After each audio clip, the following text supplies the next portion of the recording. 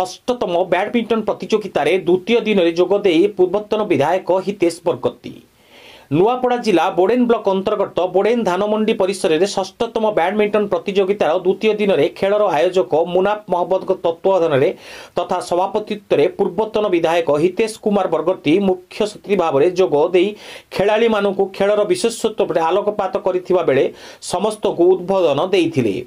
सम्मानीय अतिथि भाव राजेंद्र सिंह इल्लू मोहम्मद प्रमुख योगदान करथिले।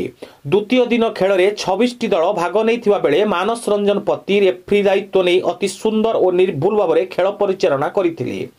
समस्त खेलाड़ी निज निज टीम को विजयर स्वाद तथा विजयर मुकुट पिंधाइबा पई टीम स्पिरिट पूर्वक दमदार खेल प्रदर्शन 19-20 खेल प्रदर्शन कर दर्शक को मध्यरात्र पर्यंत बांधि रखिथिले।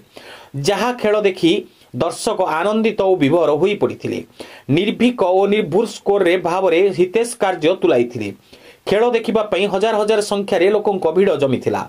आसंता काली उक्त षष्ठतम बैडमिंटन प्रतियोगितार प्रथम पर्यायर सेमिफाइनाल और द्वितीय पर्यायर फाइनाल खेल अनुष्ठित हेबो एवं 3 दिन धरी हेउथिबा बैडमिंटन टूर्नामेंट उद्यापन कार्यक्रम अनुष्ठित हेबो।